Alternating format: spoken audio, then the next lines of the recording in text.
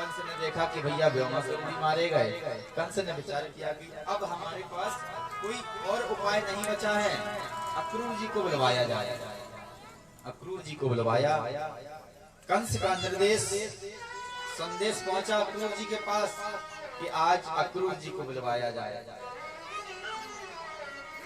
अक्रूर जी से बड़ी विनती की, बोले महाराज आप जाकर के कन्हैया को गोकुल से लेता वृंदावन से यहाँ मथुरा लेकर के आइए। आप जाएंगे, आप तो कन्हैया के चाचा जी लगते हैं, आपकी बात मान जाएंगे, क्योंकि हमने बहुत दैत्य भेज दिए हैं और अब हमें कन्हैया को तो मारना ही है, तो कैसे भी करके आप उनको यहाँ पर लेकर के आइए। अक्रूर जी ने बहुत बात घुमाना चाहिए कि भैया बात विफल हो जाए है, बहुत बात को टालना चाहा।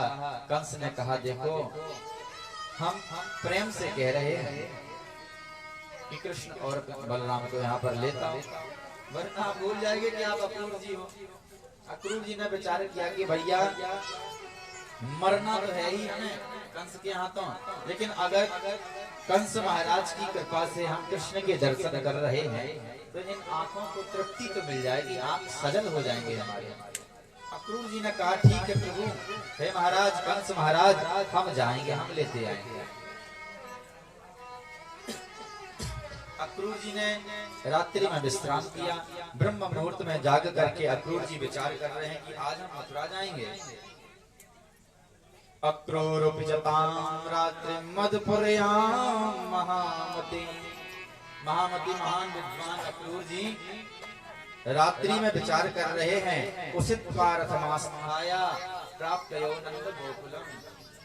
प्रारंभ जब सूर्य उदय होगा, रात्रि नष्ट हो जाएगी, ब्रह्म मुहूर्त में हम सूर्य उदय होते ही नंद गोकुलम की ओर प्रस्थान करेंगे और वहां पर जाकर के आज अपने इन नेत्रों से कृष्ण के दर्शन करेंगे। जिन कृष्ण ने नंगे पैर चल करके वृंदावन में दही माखन चुराया, उनके दर्शन करेंगे। अक्रूर जी ने रथ पर बैठे, रथ की डोर हाथ में ली, रथ प्रस्थान कर गया। अक्रूर जी सोचते जा रहे हैं, जैसे ज्यादा सोचने लगे तो हाथ से लगाम छूट जाए, रथ रुक जाए, फिर एकदम से याद आए तो फिर लगाम पकड़े, फिर छूट जाए। ऐसे करते करते अक्रूर जी सुबह के निकले, शाम हो गए।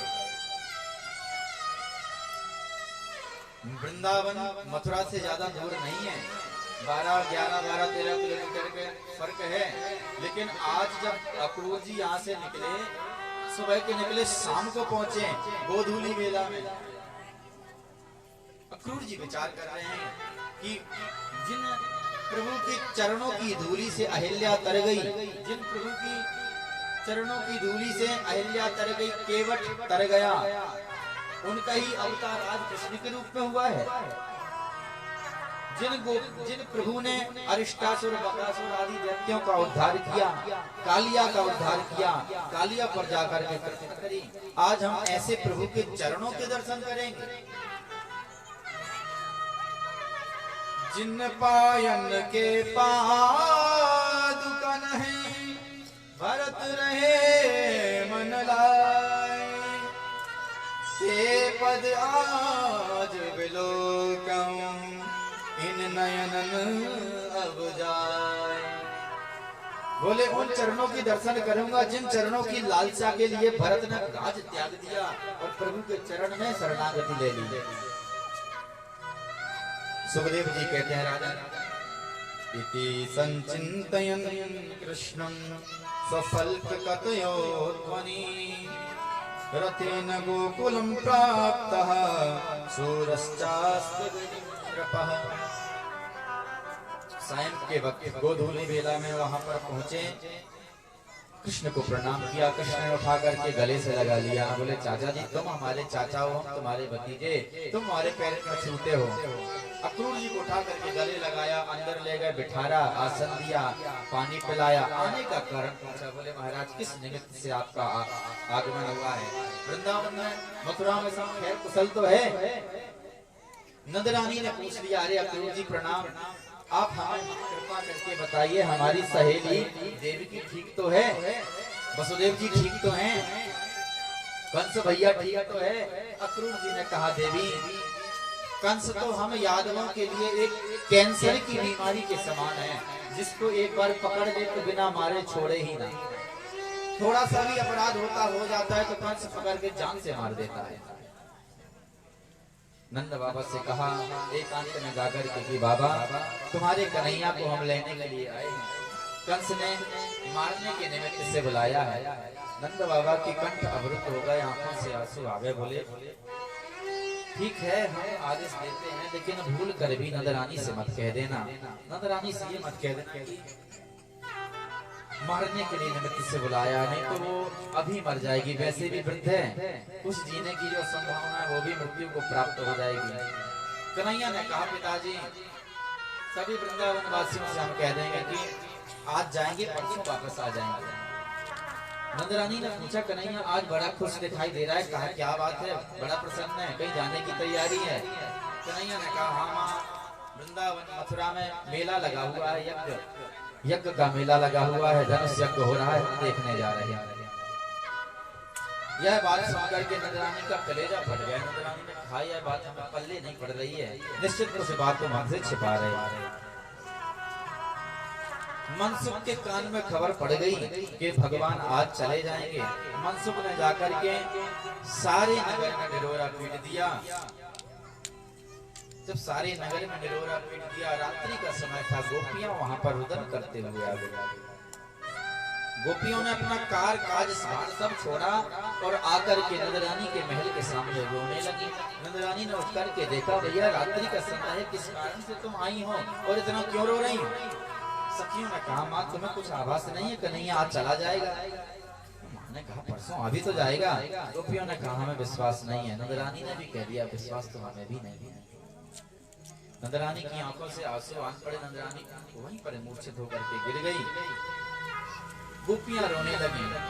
ब्रजनारी सभी व्याकुल भई, उमड़ा प्रेम अपार, मथुरा जाते प्राणपति, कैसे हो निर्वाह।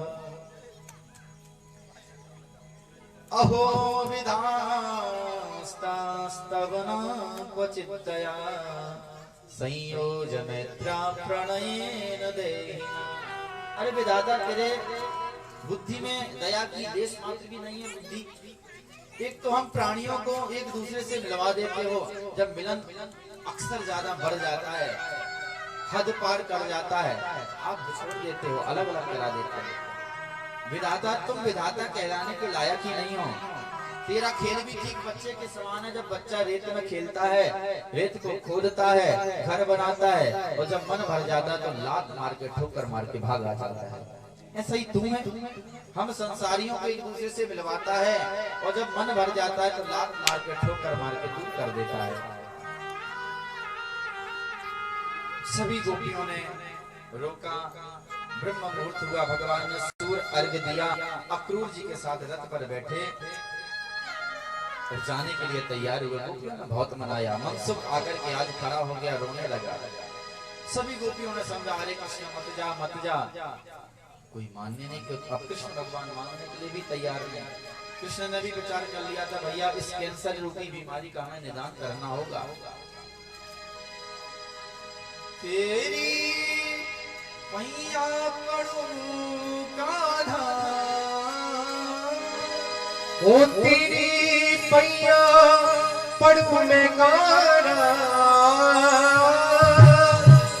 ओ पग जियो नगरिया छोड़ के मत जियो नगरिया, छोड़ के ओ मत जियो नगरिया, छोड़ के ओ मत जियो नगरिया, छोड़ के तेरी पैया पड़ू में कान्हा, तेरी पैया पड़ू में कान्हा, मत जियो नगरिया, छोड़ के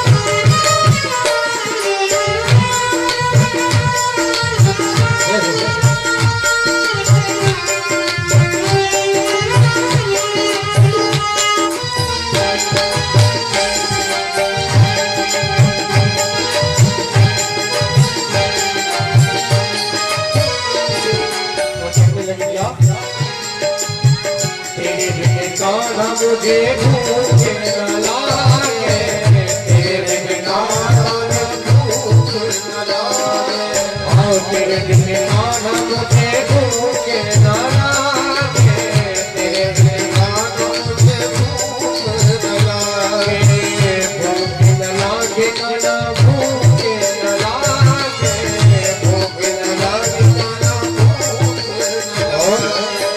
कौन खिलाए खाना, कौन खिलाए खाना, मत जइयो नगरिया छोड़ के, मत जइयो नगरिया छोड़ के, हो मत जइयो नगरिया छोड़ के।